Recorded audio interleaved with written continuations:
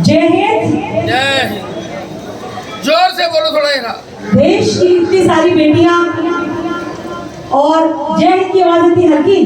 जय हिंद, जय हिंद, जय हिंद। बोलो बांके बिहारी लाल की जय। परम आदरणीय श्री राजकुमार गुप्ता जी, अध्यक्ष गोरक्षा समिति जम्मू कश्मीर, उनकी धर्मपत्नी श्रीमती एकता गुप्ता जी, जो उनकी अर्धांगिनी भी हैं और उनके साथ धर्म के इस दायित्व में कदम से कदम मिलाकर उनका साथ निभाती हैं। और यहाँ उपस्थित समस्त गणमान्य देवियों और सज्जनों, आज ये बहुत ही पावन अवसर है जबकि गो अष्टमी के इस पावन दिन पर इस गौशाला में इतना भव्य और शानदार कार्यक्रम आयोजित किया गया। केवल यही कार्यक्रम नहीं बल्कि कितने ही वर्षों से श्री राजकुमार गुप्ता जी न केवल गौ माता की अपितु समाज की, राष्ट्र की सेवा करने में जी जान से जुटे रहते हैं। लगभग 32 वर्षों से इन्होंने अपना तन मन धन, अक्सर लोग धन संजो के रखते हैं लेकिन ये अपने धन को समाज की सेवा के लिए दोनों हाथों से लुटाते हैं। ऐसे महानुभाव, ऐसी महान हस्ती बहुत कम देखने को मिलती है और इनके इस कार्य में श्रीमती एकता गुप्ता का जो योगदान है वो एक ऐसी लक्ष्मी की तरह है जिनका हाथ कभी ऐसा नहीं रहता, ऐसा ही रहता है, जिससे कि लगातार आनंद की, सुख की वर्षण होती रहती है। तो हमारी इस भारतीय संस्कृति जो कि आज के इस दौर में कहीं पिछड़ती जा रही है, उसको संजो के रखना, उसको संभाल के रखना और उसको आगे लेके जाना, इतना बड़ा दायित्व आज इनके कंधों पर है। और मेरी ईश्वर से यही मनोकामना है कि इसी दायित्व को इसी लगन से, इसी मेहनत से, इसी जोश के साथ ये निभाते रहें ताकि केवल जम्मू में ही नहीं बल्कि भारतवर्ष के कोने कोने में जो इनका ये पुनीत प्रण है, जो ये संकल्प है, उसकी आवाज गूंज सके। तो दो पंक्तियां मैं कहना चाहूंगी इनके लिए, क्योंकि जितनी मेहनत इनको करते हुए मैं रात दिन देखती हूँ। कहते हैं, जरा ध्यान दीजिएगा साथियों, बिना मेहनत के हासिल तक तो ताज नहीं होते, बिना मेहनत के हासिल तक तो ताज नहीं होते। ढूंढ लेते हैं अंधेरों में मंजिलें अपनी, क्योंकि जुगनू कभी रोशनी के मोहताज नहीं होते, जुगनू कभी रोशनी के मोहताज नहीं होते। और ऐसे ही एक जुगनू हमारे बीच है श्री राजकुमार गुप्ता जी, जिनके अंदर मुझे एक भारतीय पुरुष, एक ऐसे बड़े भाई की छवि नजर आती है। अगर हर बहन के पास ऐसा भाई हो तो हमारे देश में जो नारियों के प्रति दुष्कर्म होते हैं, जो अत्याचार होते हैं, मैं पूछना चाहती हूँ भारत की हर बेटी से कि कितनी और निर्भया चाहिए हमें।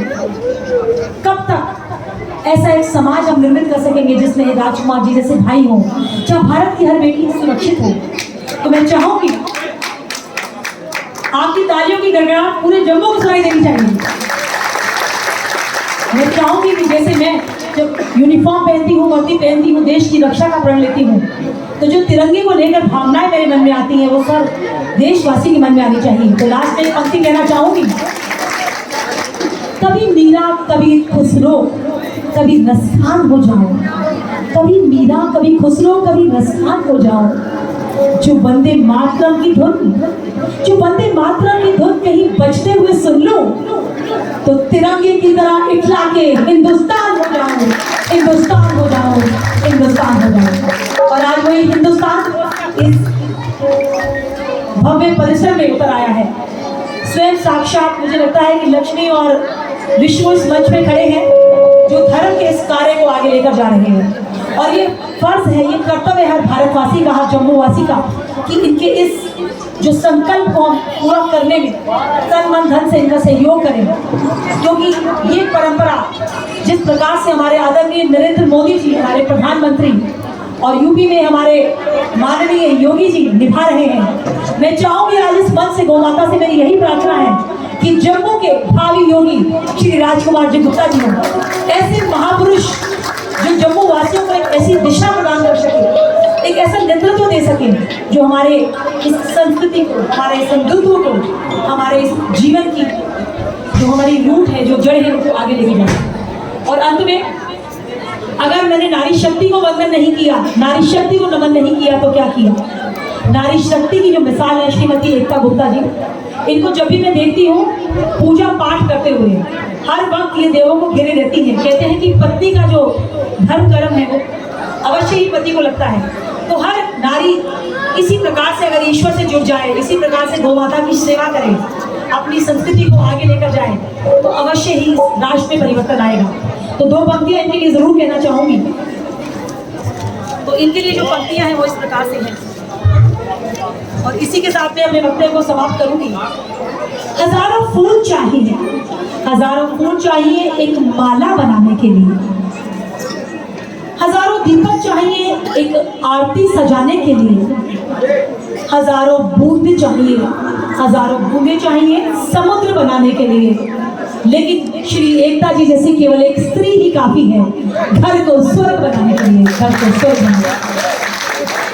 तो यहाँ से मैं मातृशक्ति को नमन करती हूँ, वंदन करती हूँ, श्री राजकुमार गुप्ता जी के चरणों में सादर प्रणाम करती हूँ, अभिनंदन करती हूँ और इनके उज्जवल भविष्य की कामना करती हूँ। गौ माता को प्रणाम करती हूँ, भारत की इस पावन भूमि, इस मिट्टी को नमन करती हूँ जिसके लिए हम अपने प्राण न्यौछावर करने के लिए तैयार रहते हैं। अंत में पुनः एक बार आप सबको मेरा नमन, वंदन, जय हिंद, जय भारत। बहुत बहुत